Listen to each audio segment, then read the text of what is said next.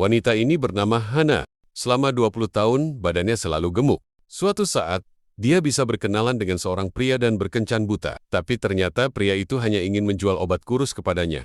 Hana pun menangis sedih dan meminum banyak obat kurus sekaligus. Dan bukannya jadi kurus, Hana malah overdosis dan masuk ke rumah sakit.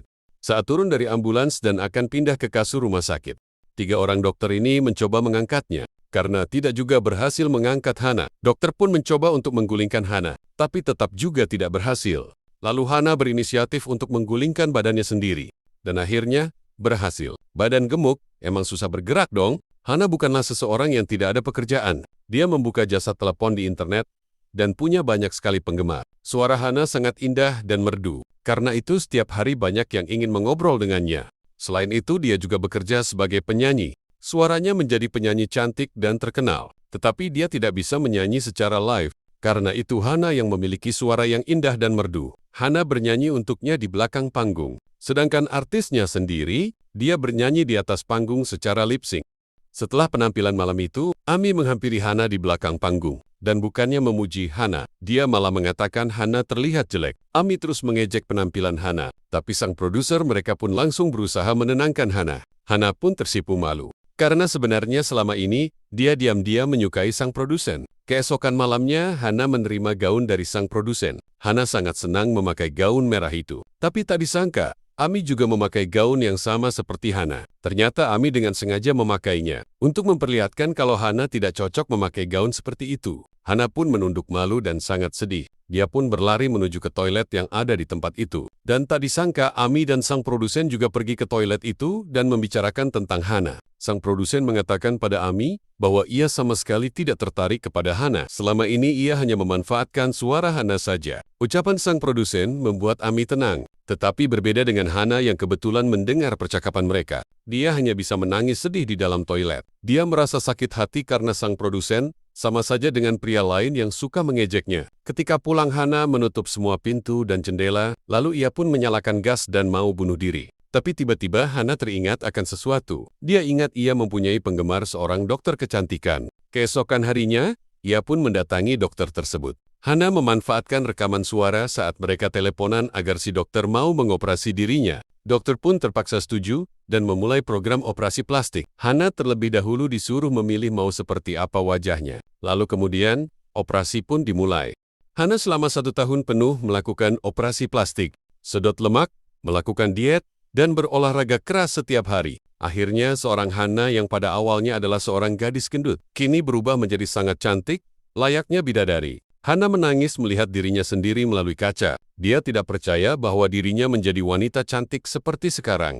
Celana yang dipakainya dulu, sekarang menjadi sangat kebesaran. Bahkan badannya bisa masuk ke dalam celana itu. Hidupnya sekarang berubah sangat drastis. Karena kecantikan dan lekuk tubuhnya yang mempesona, membuat semua pria terpesona saat melihatnya. Sehingga inilah yang terjadi.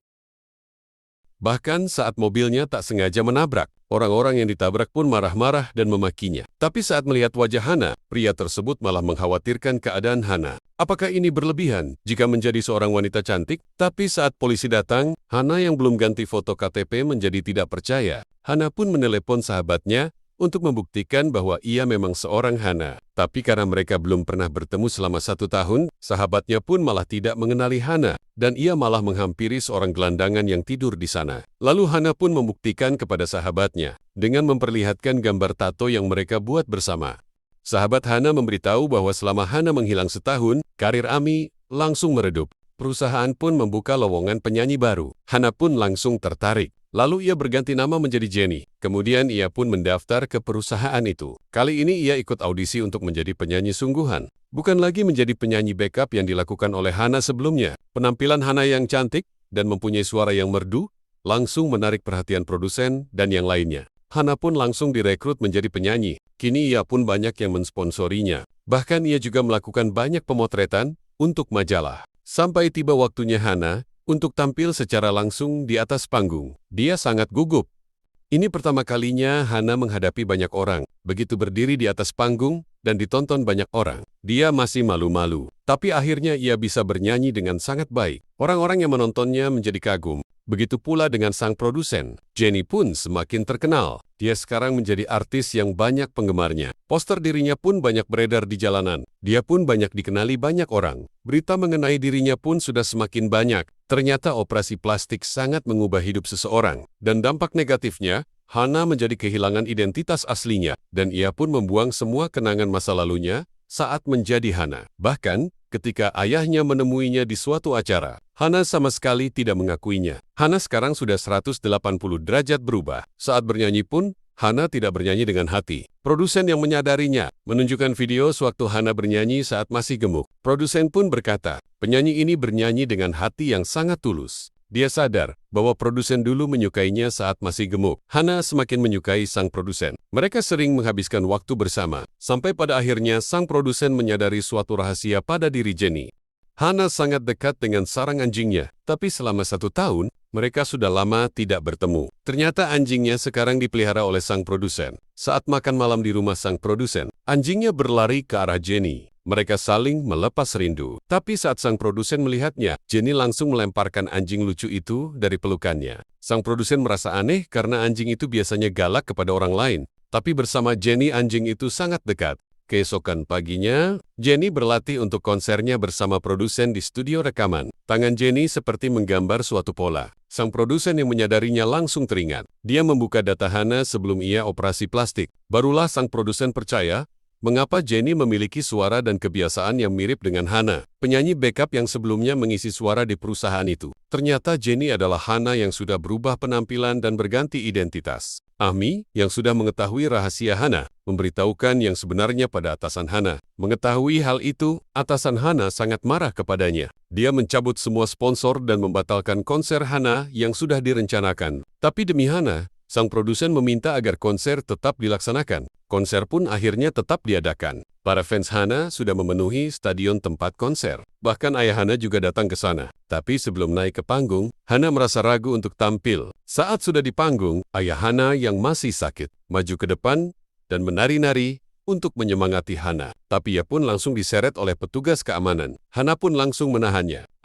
Hana tak ingin berbohong lagi mengenai identitas aslinya. Di atas panggung, Hana pun memberitahukan kebenarannya. Di hadapan semua penonton yang hadir, Hana mengatakan bahwa ia adalah wanita yang gendut dan juga jelek. Dia melakukan operasi plastik dari ujung kepala sampai ke kakinya untuk mengubah semuanya. Hana mengatakan semuanya itu sambil menangis. Bahkan sang produsen menunjukkan video pada saat sebelum Hana merubah semuanya. Itu adalah aku, Hana.